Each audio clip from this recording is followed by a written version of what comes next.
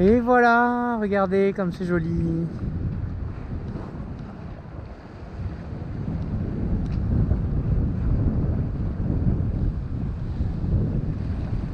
Il y a des belles couleurs. Bon alors moi j'y ai cru. J'y ai cru, je me suis dit peut-être que grâce à la courbure terrestre, il y a possibilité que... Et je pense que ce sera possible, pas ici, mais une prochaine fois, d'autres fois. Mais si on est assez loin de la Terre, ou si les montagnes ne sont pas trop hautes, bah au final c'est faisable. Tout simplement grâce à la courbure terrestre. Et oui, on n'y avait pas pensé. Mais c'est bien vrai. Donc bah voilà, malheureusement, dû au cap, dû à un peu tout, et ben on a des montagnes qui nous cachent l'horizon pour le soleil, mais en tout cas ça se joue à pas grand chose. Ça se joue à pas grand chose, les montagnes s'arrêtent juste après le soleil. Voilà, et on a enfin un copain, ça y est. Voilà, on aura été deux. Aujourd'hui on aura été deux. En tout cas ça fait plaisir. Je vois qu'il a ses feux de nav. Et moi aussi. Du coup on est prêt à rentrer en escadre. Puisque je me doute qu'il va au même endroit que moi. Ou alors à peine plus loin. Mais on fait en tout cas une route assez similaire pour l'instant. Voilà, ça fait combien ?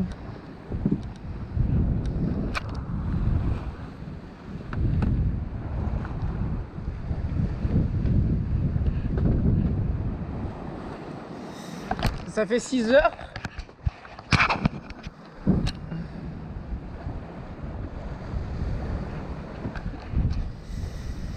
Ça fait donc 6 heures, moyenne de 5 nœuds 5.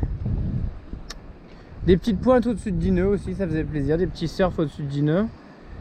Les conditions sont à peine moins bonnes que la dernière fois, mais elles sont quand même toujours présentes. Quoi d'autre? Voilà, bah, une moyenne qui est quand même moins haute.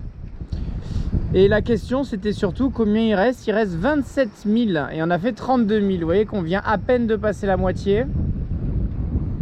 Donc il y en a encore pour un petit moment. Il y en a encore pour un petit moment. Si en 6 heures on a fait 30 000, ouais, c'est pas terrible, hein. Enfin bon, c'est quand même déjà plus que correct, hein. Ça reste des belles distances. En tout cas, nous y voilà. On va se faire un petit peu de nave du crépuscule, un petit peu de nave de nuit. On voit le soleil qui disparaît derrière la montagne, c'est très joli aussi. Et puis j'imagine que vers minuit, un truc comme ça, on va avoir la lune qui va se lever, un petit peu comme la dernière fois. Voilà, on continue à surfer, hein. Là c'est enfin calme. Je peux mettre le pilote sans trop de soucis. J'ai même mis le Genoa. J'ai mis le Genoa en loafant un petit peu. Vu que c'est un petit peu plus stable, à part là où ça a un peu abattu. Mais sinon, et puis je suis très abattu, j'ai réussi à gratter un petit peu. Là je gratte, en vrai je gratte. Mais normalement, juste avant, j'avais 5 degrés un peu plus loafé. Et au moins le pilote il tient sans souci. Voilà, mais le problème c'est que 5 degrés par là-bas, ça nous rallonge encore le périple. Voilà, donc j'ai gratouillé un petit peu et là on est aux limites pour que le Genoa tienne, que le pilote tienne, tout en faisant un cap quasi direct, donc c'est parfait. Voilà, je vous laisse les derniers instants du soleil. J'aime pas trop parler réglage, cap, distance, vitesse et tout, parce que je trouve ça inintéressant à regarder pour vous. Donc tant qu'on parle pas forcément d'un réglage en particulier, je vois peu d'intérêt de vous partager tout ça. Mais écoutez, là c'était en attendant que le soleil se couche, voilà. Regardez-moi ça, le dernier petit point. Et pouc! Et voilà, plus de soleil. Je vais relofer un peu, attendez.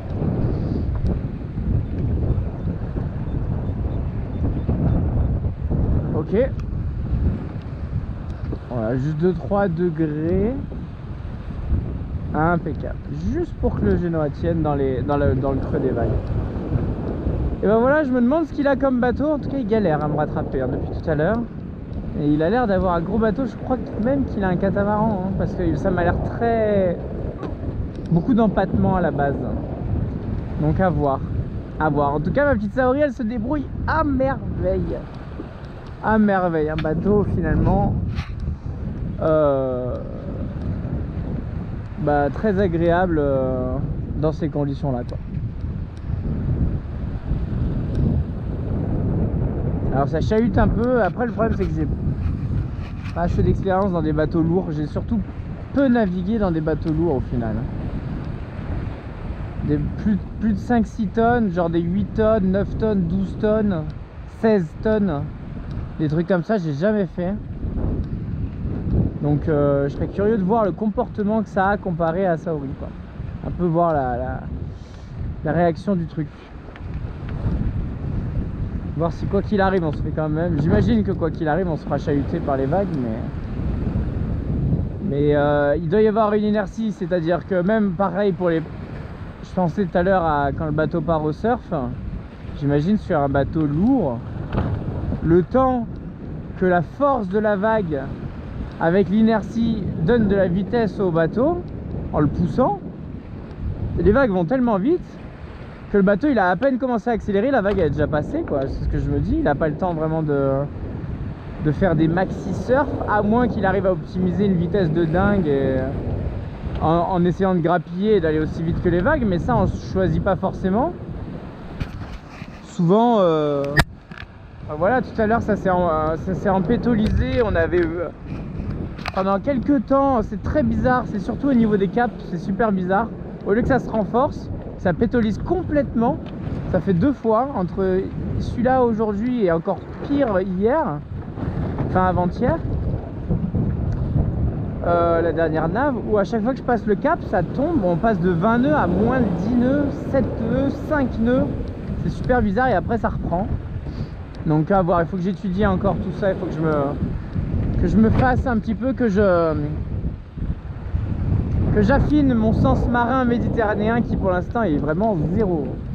Pour l'instant il est vraiment zéro, donc j'y vais avec un peu de prudence.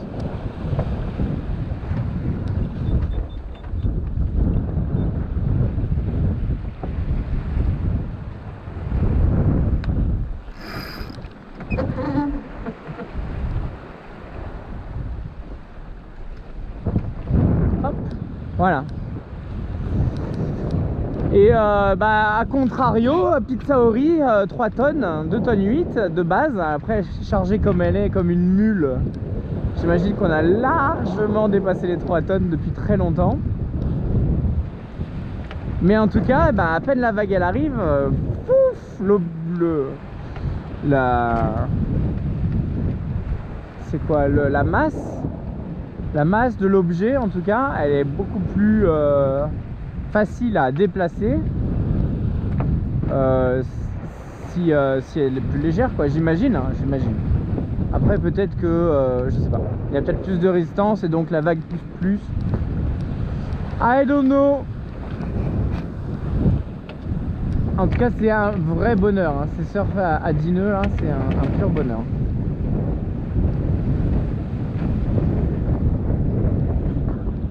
Belle montagne andalouse encore, on en a eu tout le long, toutes les formes, pas toutes les couleurs, elles ont toutes les couleurs sur elles-mêmes, mais elles se ressemblent énormément au niveau de la végétation, d'un peu tout, de la géologie même. Je trouve que c'est vachement sympa, ça change.